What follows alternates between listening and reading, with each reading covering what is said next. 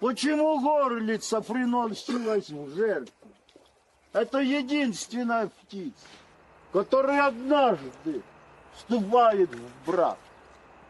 И потеряв пару, она уже остается одна. И подчеркивает это тем, свое одно бытие, что на роскошных ветвях не садится, а только на сухих.